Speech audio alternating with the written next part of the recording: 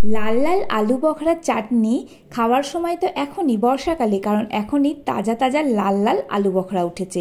তাহলে এই চাটনি করার জন্য বাজার থেকে আলু বখরা নিয়ে এসে ভালো করে ধুয়ে জল ঝরিয়ে নাও, তারপরে ছোট ছোট পিস করে কেটে নাও।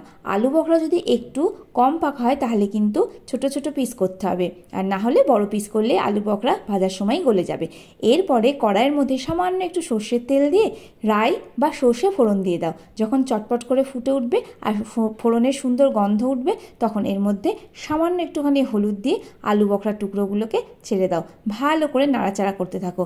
নাড়াচাড়া করতে করতেই কিন্তু আলু বখরাগুলো অর্ধেকের বেশি গলে যাবে। যখন গলে যাবে তখন কিন্তু এর মধ্যে জল দিয়ে দিতে হবে। তোমরা যদি চাও একটু পাতলা চাটনি খেতে তাহলে কিন্তু একটু বেশি পরিমাণে জল দেবে, কিন্তু যদি চাও একটু ঘন খেতে তাহলে কিন্তু জলের পরিমাণটা অল্প দিতে হবে, নাহলে কিন্তু অনেকক্ষণ ধরে ফোটাতে হবে। এবার যখন চাটনির ঝোলটা ফুটে উঠলো তখন তার মধ্যে দিয়ে দাও স্বাদ মতো চিনি আর সামান্য একটুখানি স্বাদ মতো লবণ। ভালো করে ফুটতে দাও।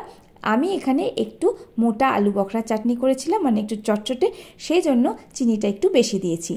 আর আলু বখরা কিন্তু প্রচণ্ড টক হয়, সেই অনুযায়ী কিন্তু তোমরা মিষ্টিটা দিও। আর এখানে কিন্তু আলু বখরা চাটনি একেবারে রেডি হয়ে গিয়েছে।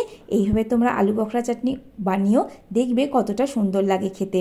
আর সারা বছর তো শুকনো আলু বখরাই পাওয়া যায়, এখন তাজা তাজা যখন আলু বখরা উঠেছে তখন এইভাবে বানিয়ে নাও চাটনি আর এনজয় করো।